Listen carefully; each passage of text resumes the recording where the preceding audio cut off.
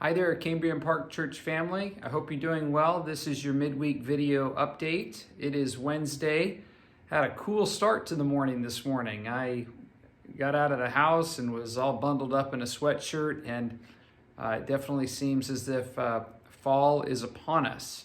And so I hope that you're doing well. I wanted to just share a little devotional thought with you this morning. I'm struck by the verse in Psalm 46:10, where we're told to be still and know that I am God. And it seems that, I don't know, for me, I struggle to live in a place of stillness, at a place of waiting. I find myself gravitated towards activity and trying to accomplish things and to be productive with my time. And I'm wondering if some of the rest of you maybe feel the same way. And yet there's a great instruction here to learn to be still and to know that God is God, and to learn to relinquish kind of the need to try to control our outcomes. It doesn't mean that we don't work. We certainly need to work and do things and make decisions.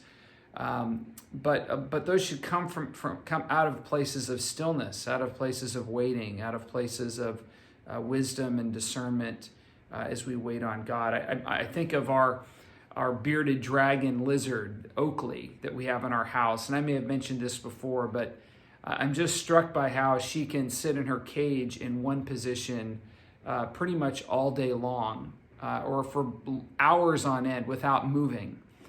And I even noticed that in creation when we look at animals. I was down at the Monterey Bay Aquarium last week, and just noticed in that environment there, as I was watching the fish, that the fish are far less needing to be productive with their time. They're just they're just present. They're in the water.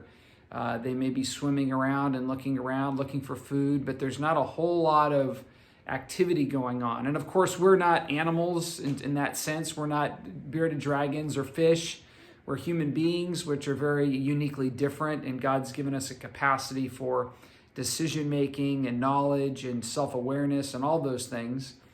But I think we can learn from creation. We look at we can learn from the animals. We can learn from the way in which a tree can be in one place for decades, and just be present in creation. And so what kind of lessons are there for us to learn about just being, at the very minimum, finding time during the day to just be present to God, to sit in stillness, to sit in quietness, and to ask the Holy Spirit to speak to us. Perhaps you have some concerns that you're dealing with, or some decisions that you have to make, and you're wondering what to do. And a lot of times our propensity is to pray and to talk to God about that and ask for wisdom, and then we move on from the prayer and we go on to other things. And what if we were to pray and ask for wisdom, and then we were to allow 5-10 minutes of silence, and to really trust that the Holy Spirit wants to speak to us about those things, and then pay attention to what thoughts arise in our hearts and our minds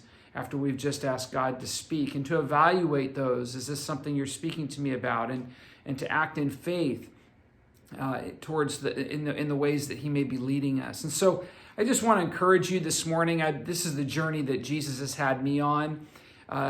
Being still, learning to be still, learning to take time and space, and learning to really seek His wisdom and direction for several things in my life, and then patiently waiting and paying attention to what He may be wanting to say to me about those things, and then acting in faith on the instruction that I think maybe the Spirit of God is giving me. This is what the life of faith, the walk of faith, is all about. And so just want to encourage you with those words this morning. And I want to update you on a couple of things coming up. We are meeting again this Sunday in person, and here at the church facility. Our service will begin at 9:30. Again, we will also be offering a Zoom option for those that would like to join us via Zoom. We are going to continue in our James series this Sunday. We'll be looking at James chapter 3, the first part of James chapter 3, the section that's entitled Taming the Tongue. And so some very practical teaching for us this week on how to use our words, how our words can be instruments of destruction, and how our words can be instruments of grace and blessing as well. And so we'll be looking at James chapter 3, verses 1 through 12 this Sunday. So if you'd like to get a head start and like to take some time to read in advance, I want to encourage you to do that. This Sunday, we're also going to be starting our fellowship time following the worship service. So we'll have a time of coffee and just a time of hanging out together in our fellowship hall. And that'll be followed by the starting up of our adult Sunday school class taught by Shirley Randall. And so I just want to make you aware of that. I want to encourage you to be a part of not just our worship service this Sunday, but our fellowship time and the opportunity to engage our Sunday school class for those that are interested. All are welcome to all of this. And so we'd love to have you join us and be a part of that. Just as an FYI, the Zoom portion will only be available for our Sunday worship service. Obviously the fellowship time and the adult Sunday school class will be an on-site opportunity for those that are attending in person. So anyway, I hope that you're having a great week. I hope you have a great rest of your week, and I look forward to seeing you all this upcoming Sunday. Have a great rest of your day. God bless you all. Bye-bye.